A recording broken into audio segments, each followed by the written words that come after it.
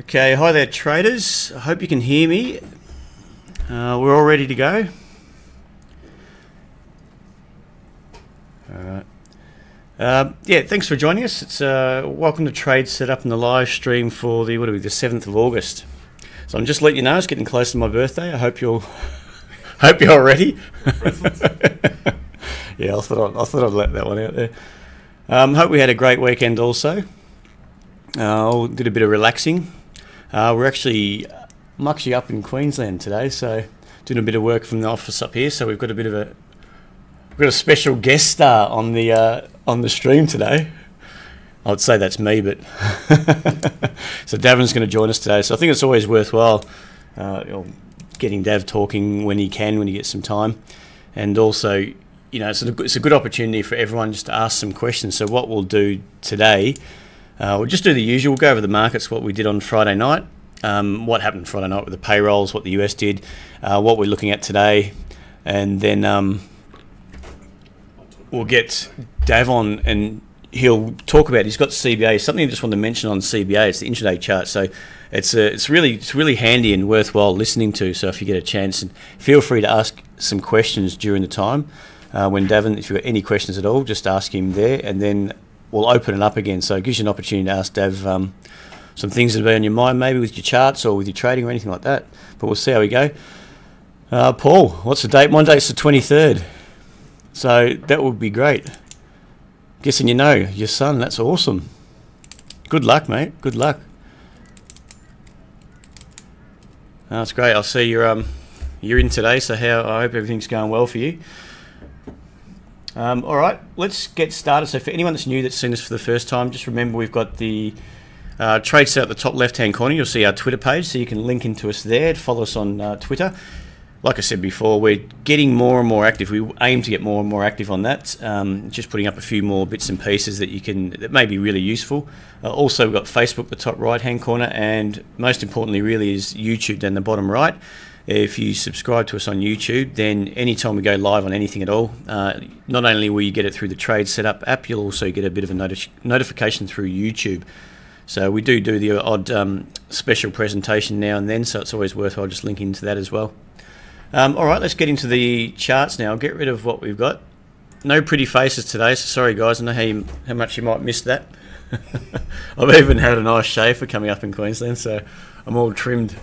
But my hair's not done, so I thought I won't put it up. All right, we got Friday night. We had US payrolls out, so that's more or less, I think, the biggest thing that happened on Friday. It was a big number out. A lot of trading goes around that number too. Prior and after that number. It's a good intraday opportunity. It can bring in some volatility in the markets, and even if they don't come out, out of whack too much where there's a lot of volatility, even if they come out in line, there can still be some good opportunities to trade. So intraday anyway. But it's always worth noting on what happened to payrolls. So they were up more than expected. I think it's 209,000 on Friday night, up from an expectation of 180 or so. Don't quote me on that, on the expectations, but it was also revised up for the prior month, which is a bit of a bonus too. So that's a bit of a strength in gross market, what do you call it? Jobs market, that's what I'm thinking of. It's good for the US, but it's not out of hand. There's not the growth that probably the Fed's looking for to raise rates potentially by the end of the year or another time this year. But still, there's a bit of uncertainty around that, but it's good for traders, I guess. It's good for the stocks and shares. They're still heading higher, and the US actually closed in all-time highs again on the Dow, so I think that may have been 4 in a row. I'm not 100% sure. It was at least 3 last week, so they did quite well on the Dow. We'll take a look at that actually, just to see where they're standing. That's the Dow there, so you can see that's kicked off into new highs. It's still extending up.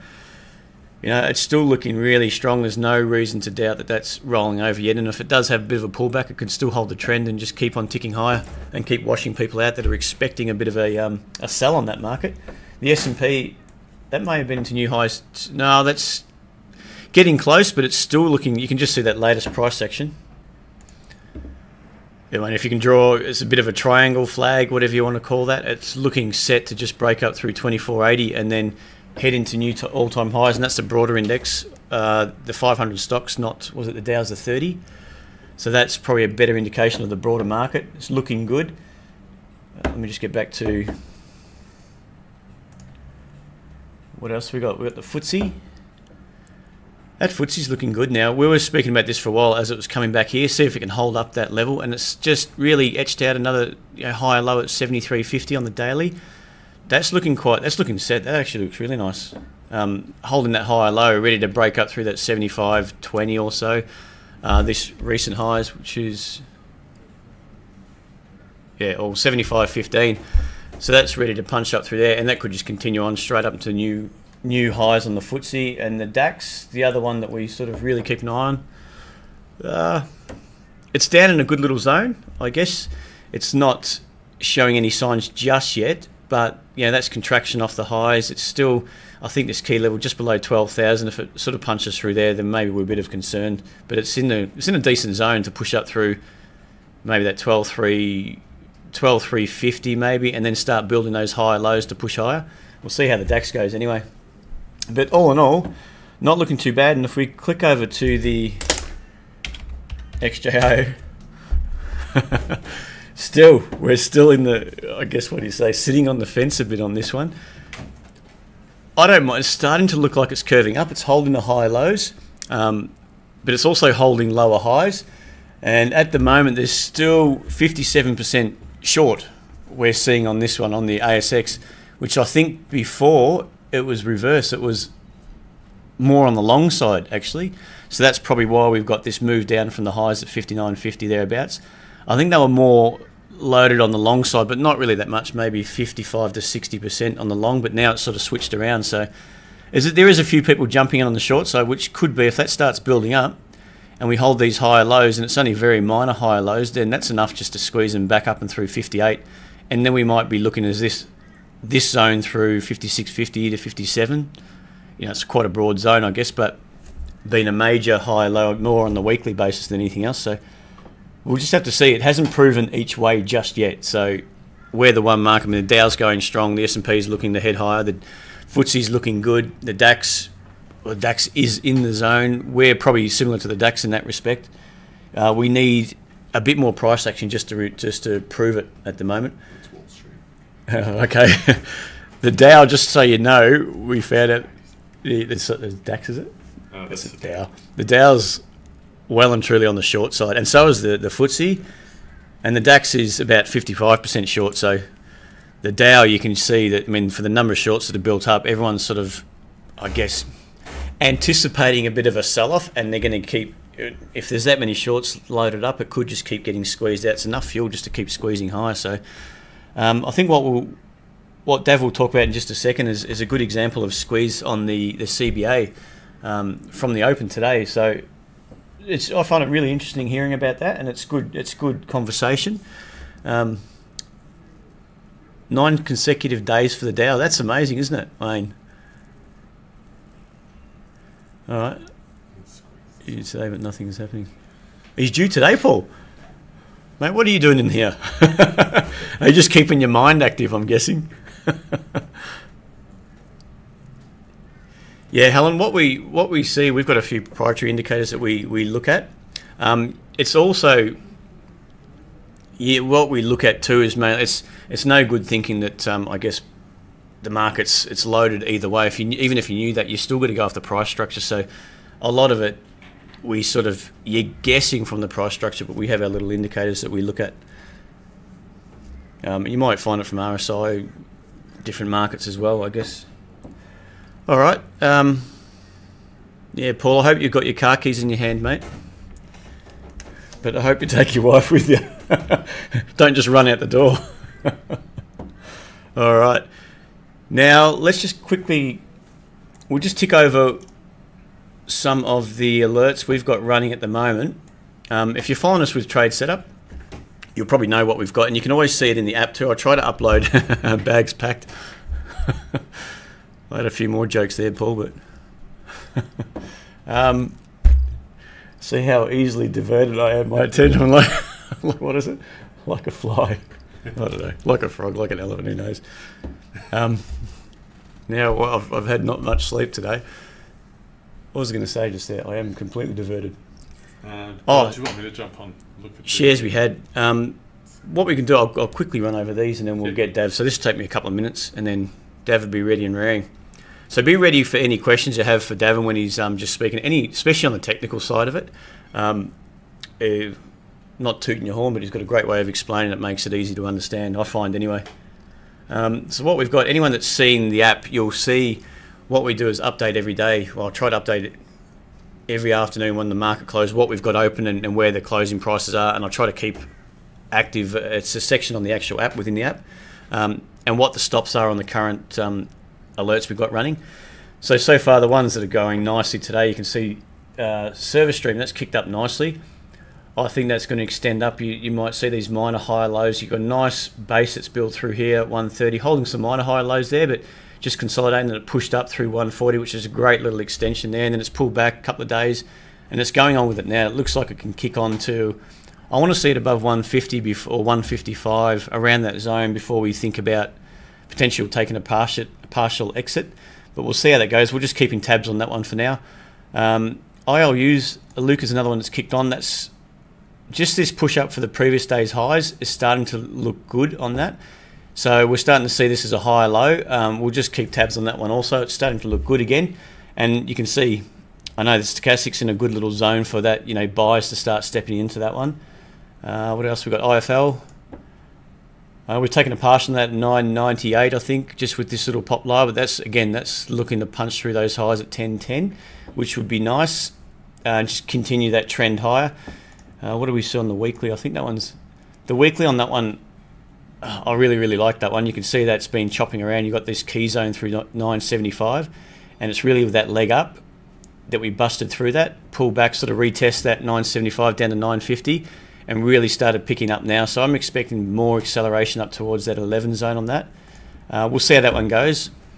CCL, it started to drop off a bit today again, which is nice. So we want to see continuation through those lows. That's a short on that one there. And the Telstra short's just hanging in there nicely even after today. Strong day today. That's still hanging in there nicely. We're expecting that to push through. I want to see it punch through that $4, and I think it's 370 or 80. There's a nice little zone on the weekly chart. Sort of through that, 370, you can see it could push straight down to that. Just extend that zone. That would be nice to see that. So that's really about it. This NVL, which I think we may have just been, no, 240, we're a cent away on that one, so we'll see how that goes. That was actually looking quite nice up until a few days ago when it toppled over, so we'll see how that goes. That's about it. Any questions on those, feel free to put it into the chat. Otherwise, I'll hand over to Davin to explain about, we're looking in the CBA intraday stuff. For it to go XDiv and it will be below. Yeah. No, I agree with you, Paul. That should. Do you know what the dividend, what they're expecting on that? I haven't really followed it, to be honest. You'll probably know. ICT on SPY this morning. It's a continuation. Yeah, more than likely there, Brent. Oh. Yeah, I haven't looked at the intraday charts. Oh no, that'd be on the dailies, but he's, yeah, you know how it's in that range. Oh, yep. You're talking the daily, Brent, or intraday?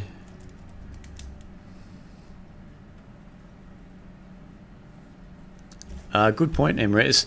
It's on the app. It's not within the website, but actually now that you say that, we are just putting that in there. The updates for the alerts, we'll put it into the website as well, just so if you log on there you can see that we should be able to update it there. So hopefully I can get that organised today. Alright, we'll hand you over to Davin now. So he's got some interesting stuff to talk about. Okay, thanks very much, guys. Just going to have a look at these charts and bring you back to Commonwealth Bank here. So just bear with me. Haven't used this for a little while, the Spark charts.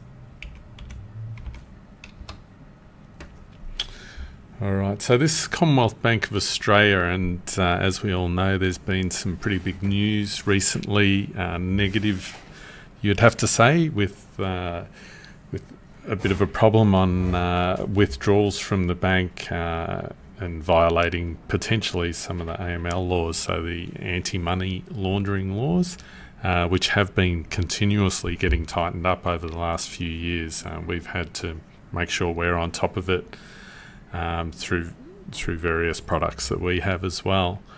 So what we saw was over the last couple of days, we saw a big downside move Friday, and then today was an interesting reversal day.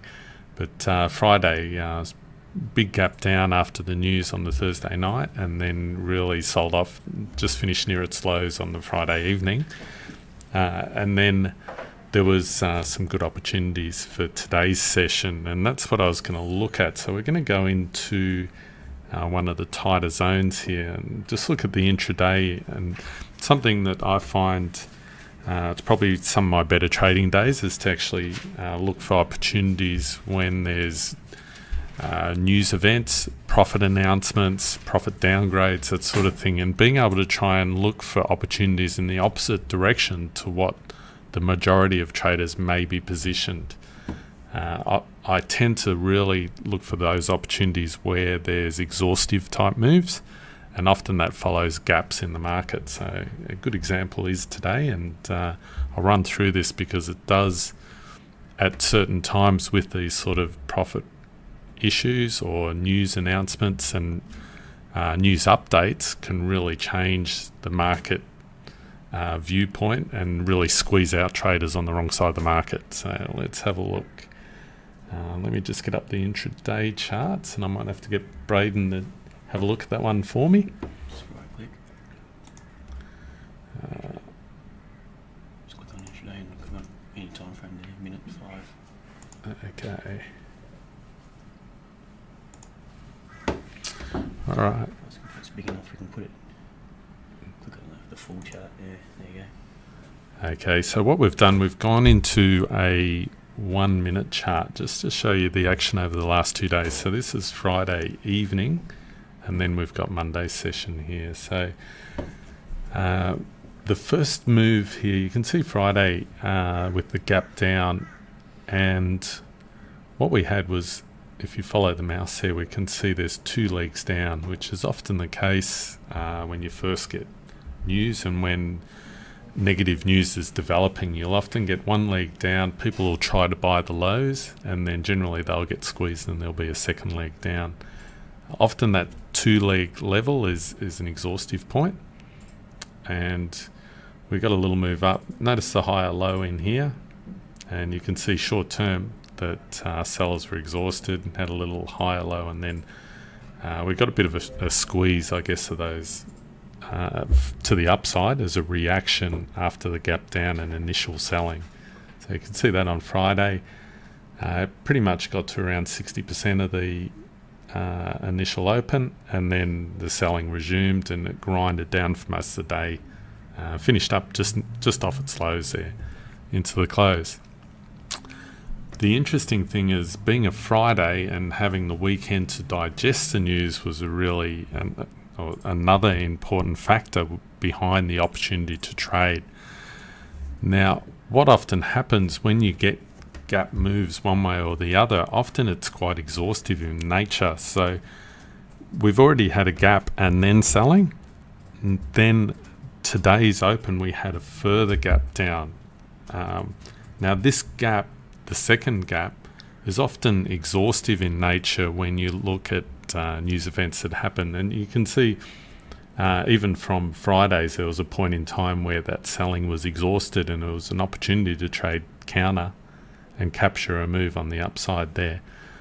With this second gap in the market, this really opened up opportunities, because all we've got to do here, if we're expecting that selling is going to be exhausted, we've just got to look and watch and wait for the time when there's no more selling to come into play.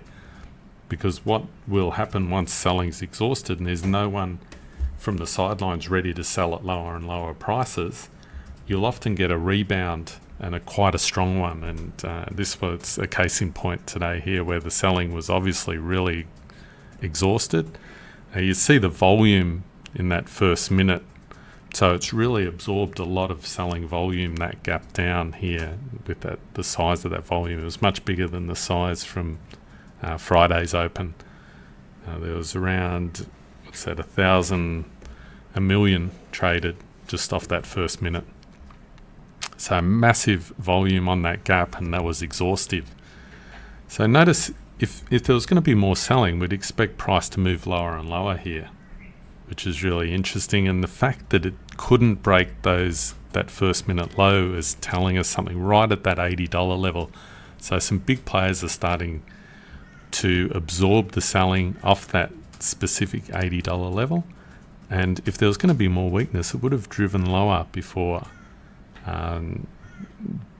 any buying came in, and then we'd reassess and we'd just wait for buying. But the fact there was no selling creates a really good opportunity if it breaks the first minute highs.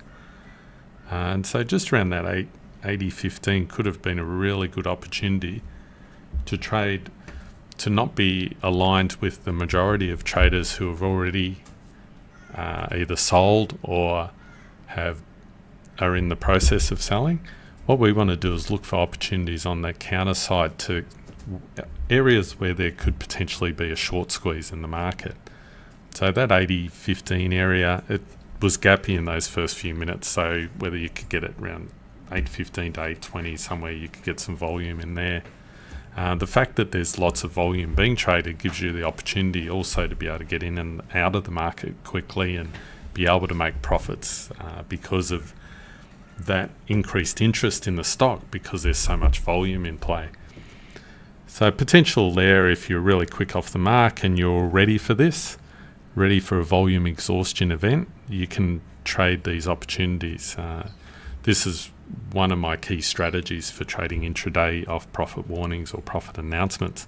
Often you can do exactly the opposite to this when there's a profit announcement after a run up. You'll find the buying gets exhausted and you can often sell short and make money on the downside.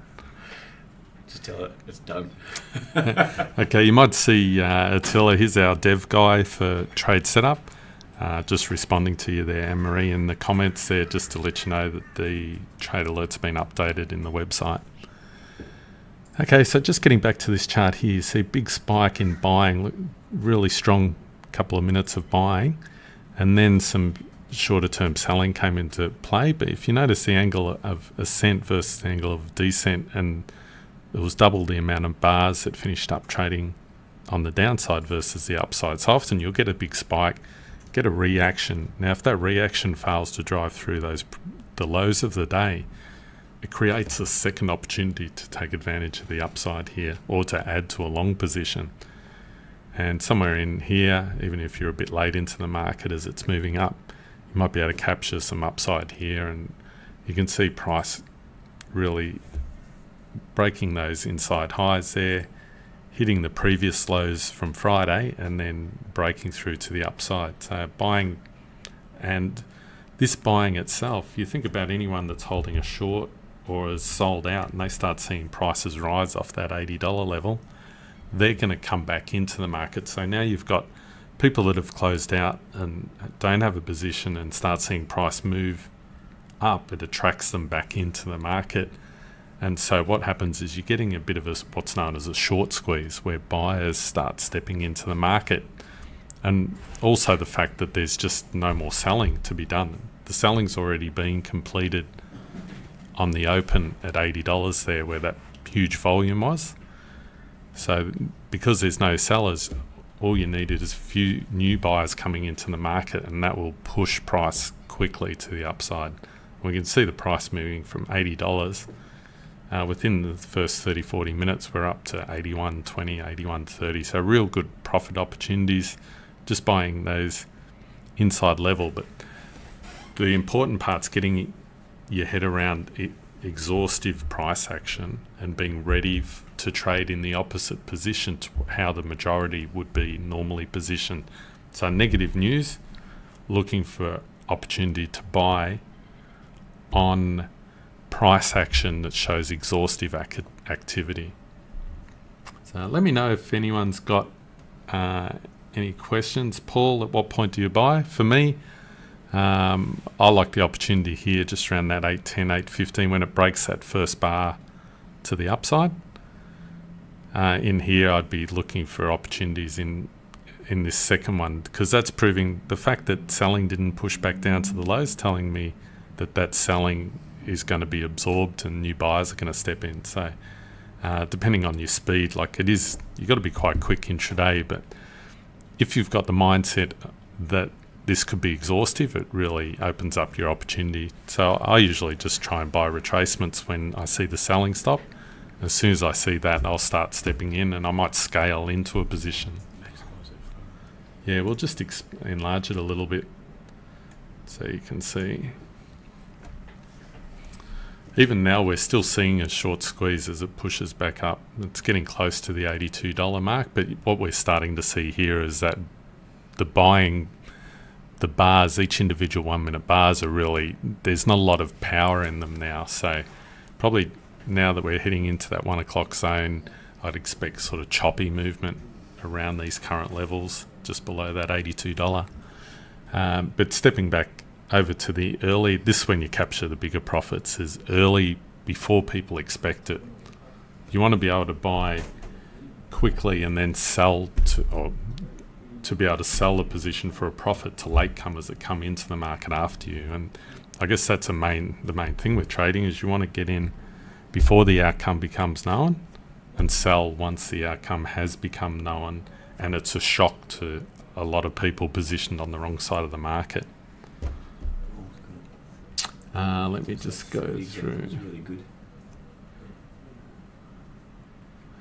Yeah, exactly, Anne-Marie, just answering your question there. I keep an eye on profit announcements. I want to see some shocks in the market and look for opportunities where it's exhaustive, either after a profit warning or after to trade short, or after a positive profit announcement to trade short, or if there's a profit warning, just look for exhaustive buying to profit from a move there.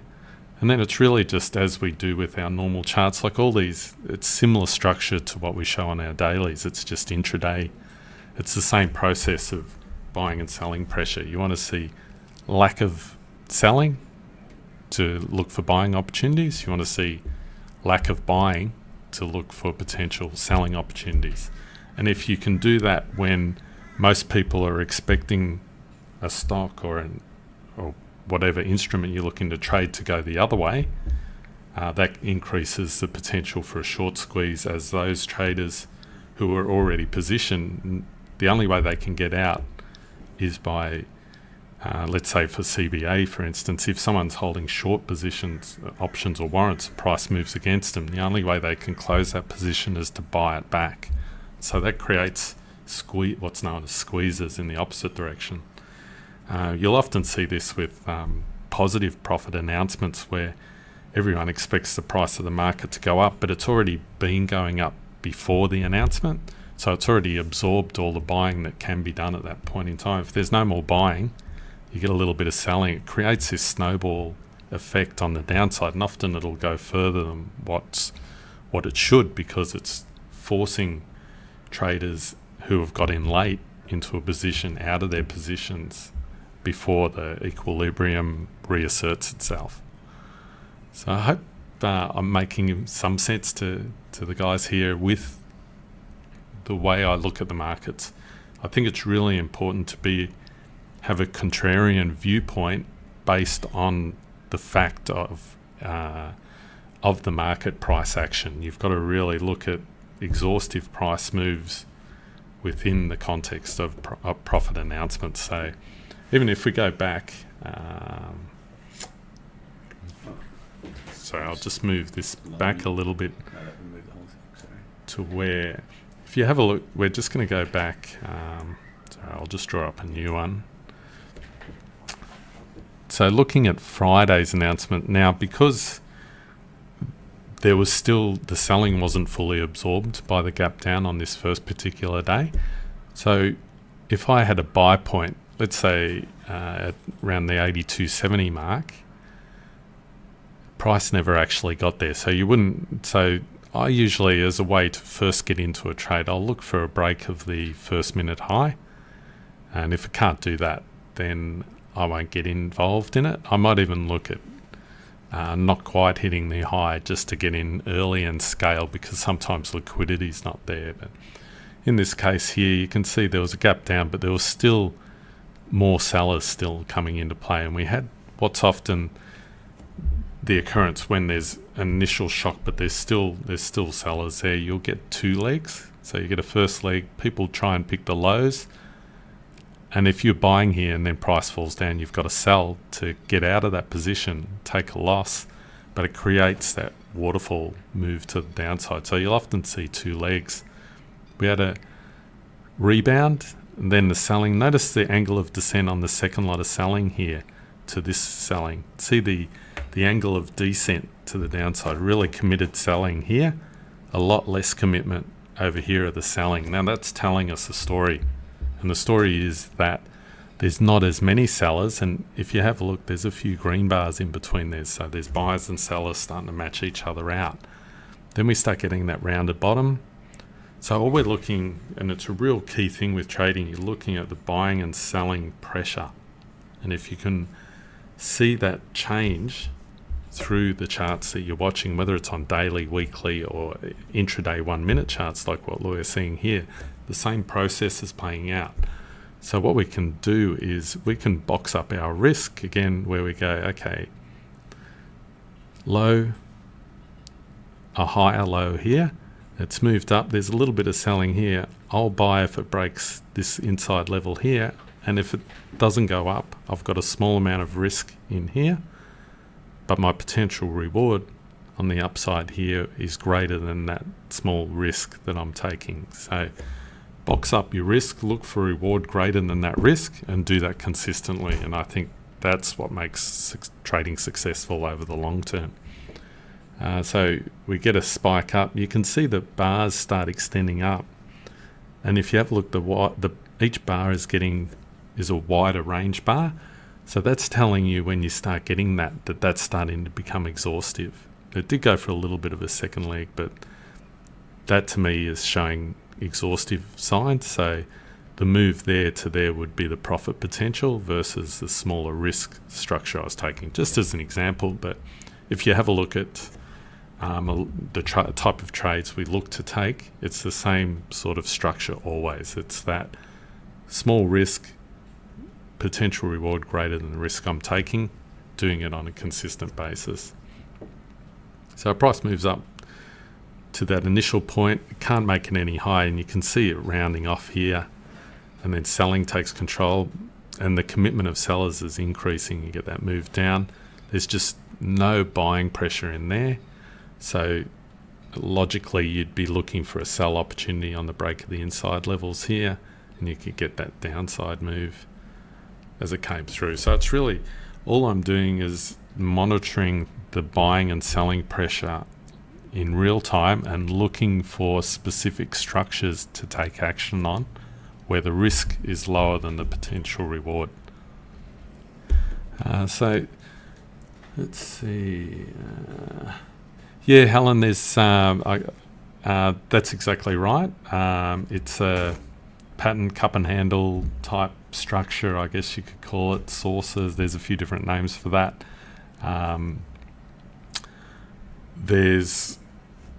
It's the structure that does show up. That one there where it goes up here, down, we call one of the strategies I teach for shorting, that's a specific one which is known, we call it a tap pattern. If I could draw that, let's see if we can do a quick drawing of it. I'll do my best with these new screens.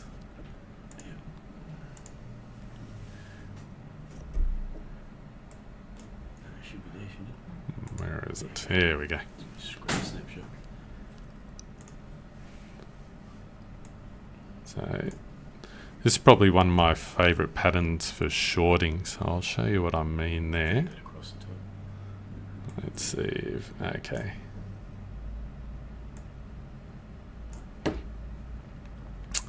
So you have to be a bit, you have to really sort of look at pictures in a certain way, but this is what I'm looking for.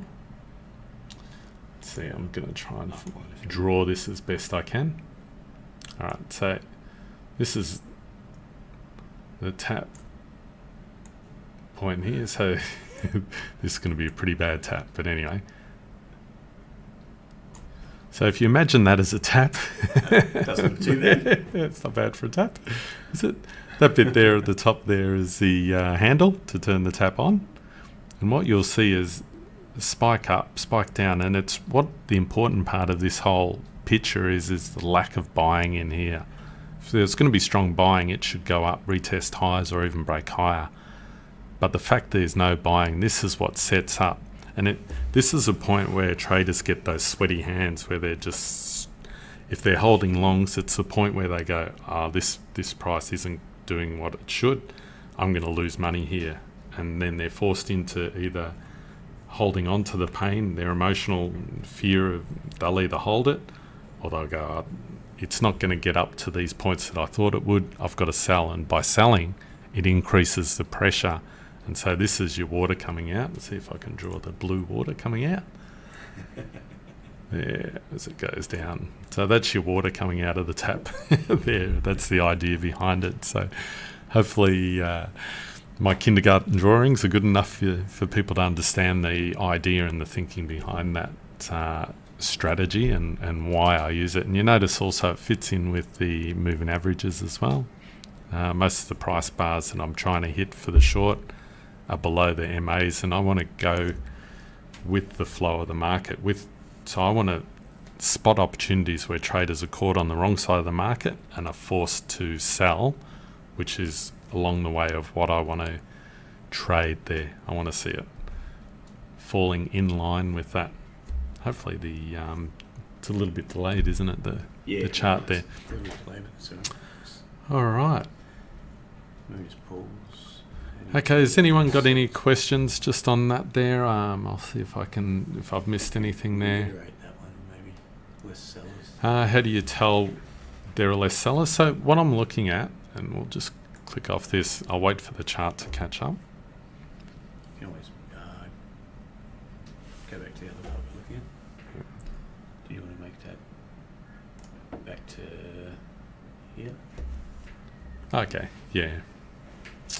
So let's go in with a little bit tighter. Alright, so this is a close-up of today's price action. Alright, so let's have a look at the selling just in these first 3 minutes here. So these are 1 minute bars. So what's happened, the market has opened up there and fallen to here. Now I've got to wait for the charts to catch up a little bit here. I'll see it. I'll have a big delay anyway.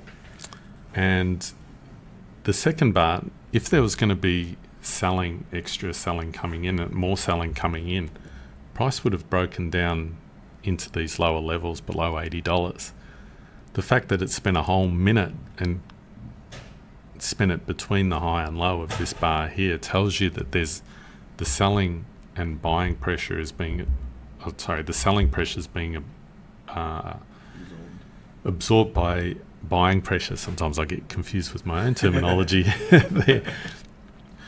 Otherwise it would have gone down lower. So the fact that selling pressure hasn't pushed price down is telling us something very clear, that there's no sellers. Third minute comes.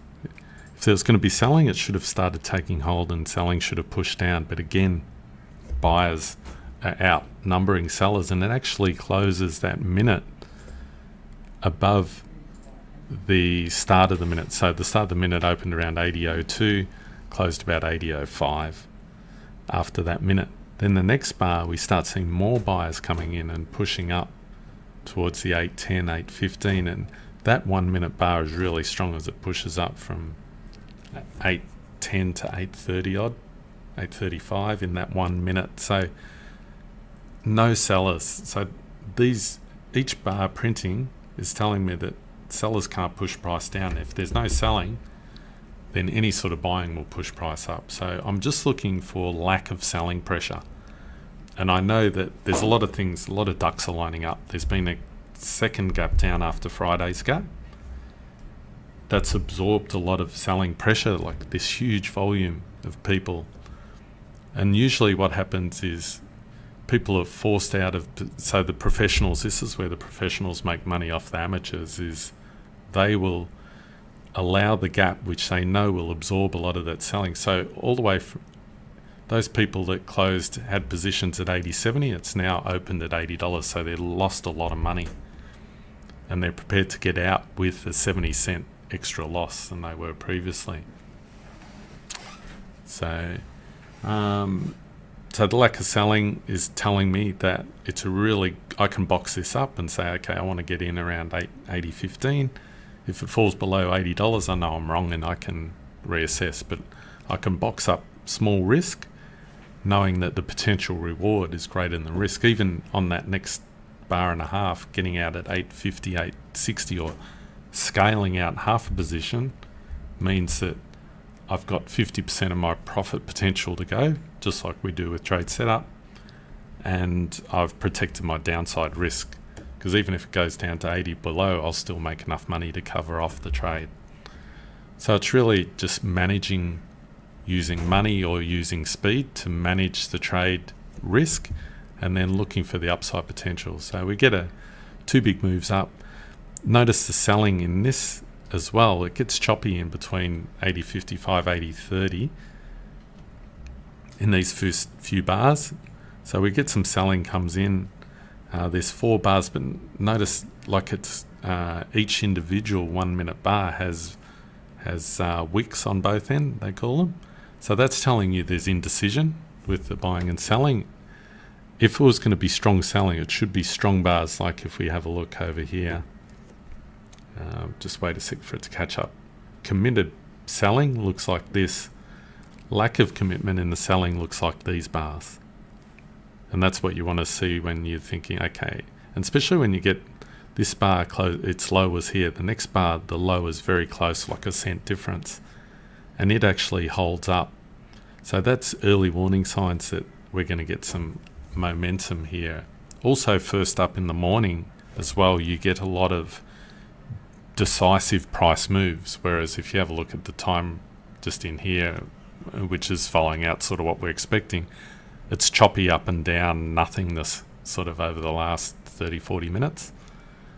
But in the first hour or so, you're going to get decisive price moves, and that's when you can really take advantage of the swings between buying and selling pressure. Much more difficult to do at lunchtime. We may see, and often it's the case, around 2:30 into 4 o'clock, that last hour and a half, you'll often get a second trending move at that time, but everyone seems to disappear off to lunch. The volatility and volumes drop right off in the lunchtime period. So if we look at the volumes are very small now compared to that first hour. So taking opportunities where there's a lack of selling gives you, there's probably 1, 2, 3 opportunities. I'd start to be a bit wary on the fourth one. You really want to hit it on the first or second opportunities. So let me do a drawing here. There's actually 4 opportunities that I can see in that first trade on the upside. Just finding my, I'll do another screen snap. You want to make it bigger? Yeah, looks like I've, let's do that again. Let's go screen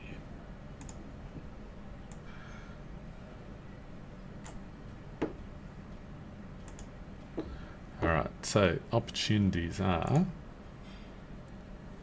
break of the highs. That's my not so straight drawing. I'd be looking at inside levels off here, there. And what happened here, price moved up, got a bit choppy, and there's a lot of price bars that are going nowhere, fractionally to the upside. This is often sort of that triangle type structure we can take advantage of. So a buy position there, and then this fourth one inside these levels, somewhere in there, same sort of move. Again, you have move up, a little bit of profit taking for those professionals that are involved in the market, and then there's the third leg. But this leg here, you start getting higher risk because the move will start exhausting itself, because it's moving such a distance in a short amount of time. It's almost $2 to the upside. All right. Yeah, so software, I use WebIris. I've got a trading account that has WebIris software, so I'll use 1 minute charts on that. Also, the software that we use online, Spark, is good, but it's quite expensive. You could use, yeah, CFD platform has 1 minute charts as well. You can use that because it's the price movement that's going to tell us on each 1 day, 1 minute bar what's happening. Yeah, so you've got a few different options. TradingView, absolutely. I'm not sure if they're live. They're Clement. There may be a subscription or something where you can get live, so that's another opportunity. So there's a few things around that you can use for intraday. But remember, this isn't just for 1 minute charts. You can use this understanding of buying and selling pressure to trade any markets on any time frames, because it's the same dynamics playing out. What we're trying to do, the whole thing is about, when do traders get sweaty palms? If we know the times when traders get sweaty palms, we're going to do quite well. If we can get our skill set to a point where we can take advantage of that. All right, so probably enough of going through that today. Hopefully there's a good lesson there. You've learnt my tap pattern strategy if you've been able to watch the video. I'll put you back on to Braden, and he can go through some bits and pieces and finish up. All right, thanks guys. Hope you enjoyed that, guys. It is different, obviously. The intraday, because you're on the slower time frames, it can be a bit faster, so it's not really for the faint-hearted, but like Davin said, that type of structure is what you can apply to different time frames. I guess on the 5 minute you have a bit more time to look at it than the 1 minute, and so on as you go up. So yeah, you could be right there. All right. So is there anything you want to look at there, guys? Any sort of any stock in particular that you want to have a quick look at while we're here? I'm just going to go back to the daily to see what's happening at the moment. What have we got? It's not so. It seems to have, what are we at? Up 60 at the moment. So some of the banks, you can see Westpac's starting to push high. It's in a decent zone on the daily chart there. I think they're pretty much across the board. You've had some good action on the CBA. We've got NAB. NAB is potentially building that higher low as well. We'll just have to see if that's going to just continue to grind higher, or build a lower high compared to 34 level. And rollover, we'll just see how that plays out, but it's looking good on the daily so far. ANZ, a bit of the same action, so we could chuck any code in you want to have a quick look at. Otherwise, we'll probably wrap it up.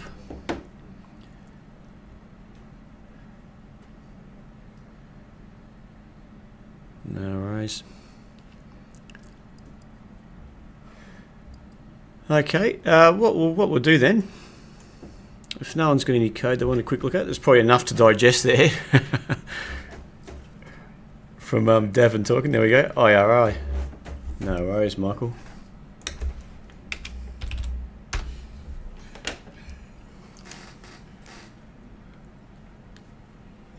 Clement. I like it. No, I didn't. I'm sorry, Clement. Also, I think you pointed that out on, was it Thursday? MOD. And I didn't see it in the stream until after we logged off. So, no, I actually don't mind it. We'll go over that next. And Bitcoin. Wow. well. We'll talk about that in a sec. So IRI. I guess we just get on the bigger chart. Oh, I'm normally just clicking over the week. The daily, just glancing at that, looks pretty good. It's in a good little zone. Just see what the weekly's doing. The weekly's trending higher. Some good moves there, actually. Look at that weekly, just pushed up, built that high. I was around 150, pulled back, built another higher low, and had that secondary leg up, nice strong leg up to about 290. It contracted lower. That's that washout, not really washout, sorry, that more of a complex correction with the lower highs.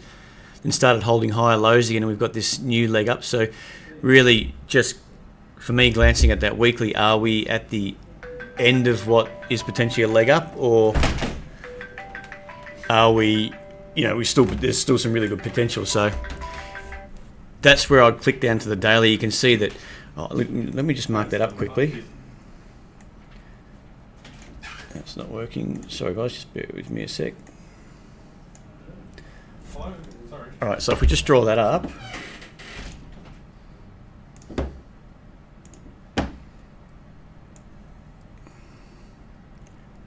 So for me,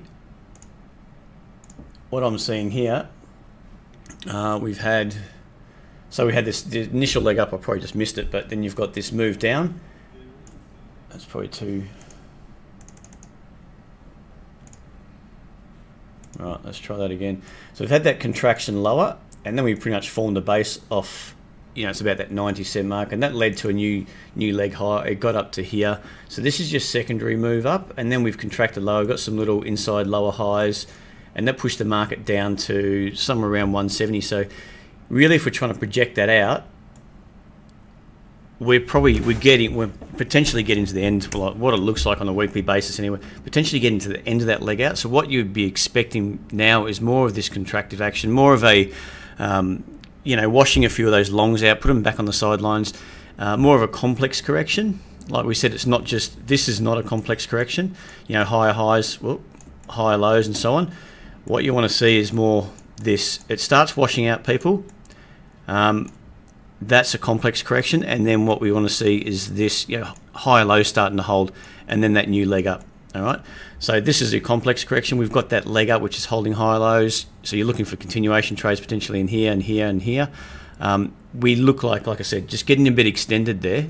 So if we just go back to the daily, it's looking,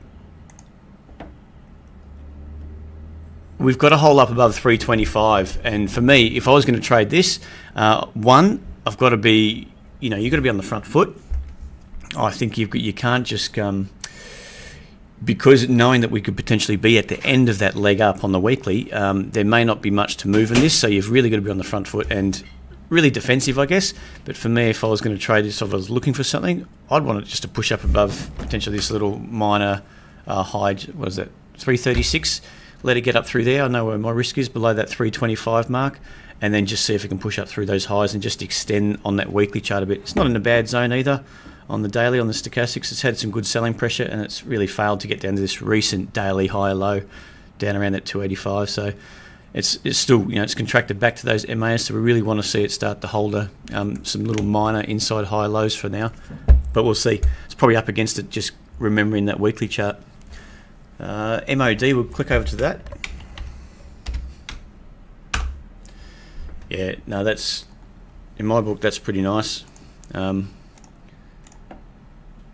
mind it, Clement. I know I have traded this in the past, I just can't remember where. I think it was off this high low in here, this little pop-up. Yeah, it was quite early on.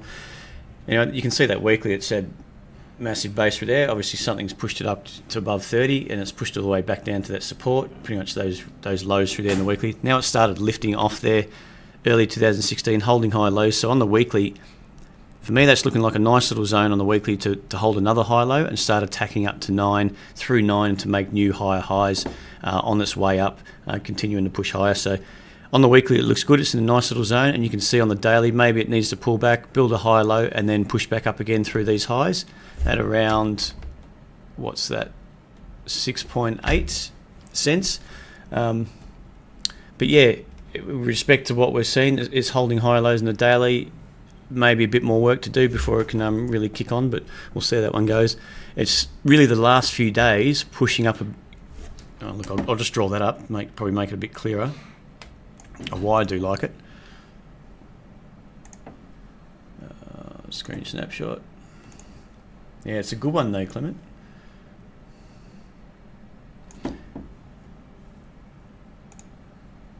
let's just go. I don't mind this. This really, you know, we've got one little pop up, a good extended move lower, and then we started holding some higher lows, pushing up, retesting these lows through here. Another push up, a bit of a washout. Well, whoops, bit of a washout down to this low. But then you can see if you just take across the top, a bit of resistance, it's starting to push back up. So for me, that's an ideal spot. It looks like it's a nice little zone for a high low. We can continue on. We just got to run up against those, just that higher high there, about 6.8 I think it was. So we'll see how that one goes anyway. Clement, looks good. FMG, there we go. That's an interesting one.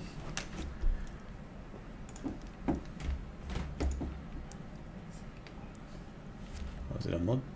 That's FMG. Okay. Ooh. So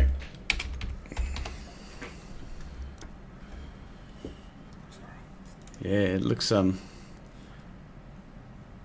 went to the weekly. Did you want to discuss something on this, Dav?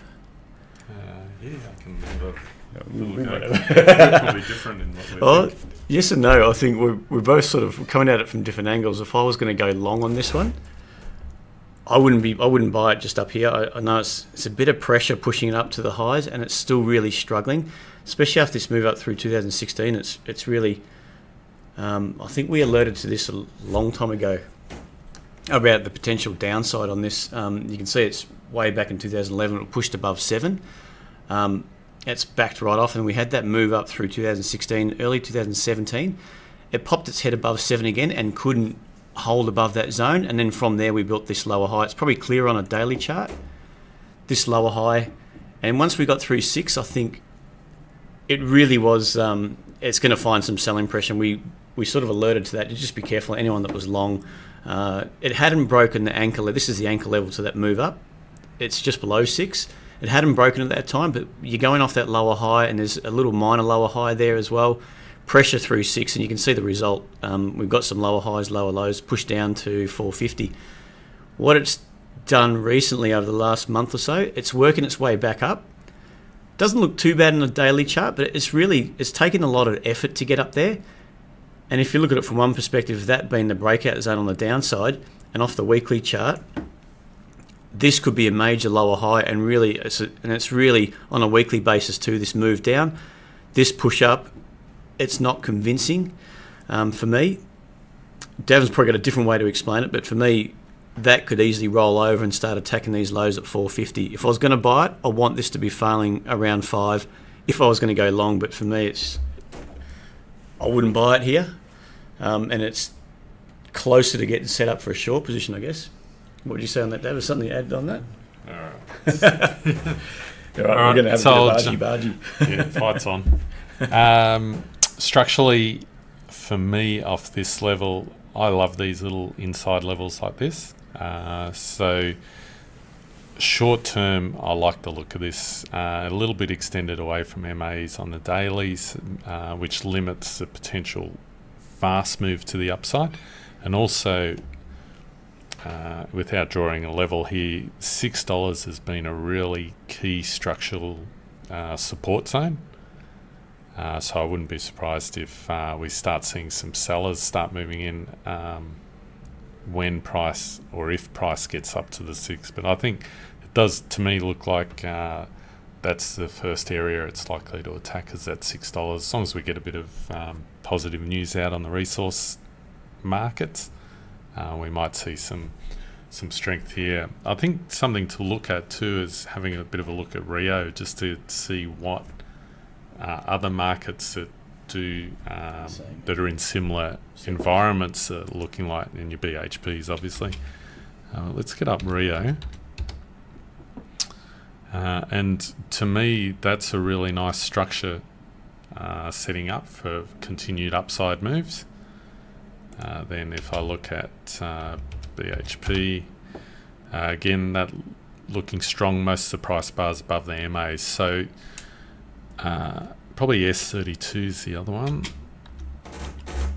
Oops. I better just get Braden to fix me up on that one. For some reason, this is the only code you can't put in. Oh, okay, probably because it's I don't know. But a number. Yeah, but you can put in A2M. Okay. So it won't work. No, I've got it. I've actually somehow got it. I've saved it. So this is it. Yeah, okay. So let's have a look. S32, very good structure as well. So all the resource stocks are showing relative outperformance, and so that would put me in the boat of looking at this as a as a positive. So when we go back to FMG, which just click on FMG. Oh, here we go. Price value. All right, so back on FMG there. Probably not as good structurally as Urea and S32s, but most of the price bars uptrend. Little inside level that's held. Buyers look fairly strong, so just be a little bit wary about the $6, but to me that looks strong. I wasn't thinking that a week ago when it did that sharp move up. It looked like it was stalling, but you got to go by the facts, and there's no selling pressure at this point. So without any selling pressure, buyers in control, I want to be on the same side as the market as what where the money's going, and that at this point is to the buying side. So I'd favour the long side. So a long answer to a short question there. So thanks, guys. All right. If there's nothing, we'll probably just wrap it up there. Actually, it's just over the hour now. Thanks very much for joining us, guys. I hope that all helped, and I hope you enjoyed that. Something a bit different. We'll be back in. Well, I'll be back in on Thursday on the stream. So Thursday at 12:30. I hope you can all join us back again then. Yeah, traders love FMG. Yeah, there's a few people that have been on that one. So yeah, so thanks for joining us, guys. I hope you'll have a good next few days, and we'll see you back in on Thursday. Cheers, bye.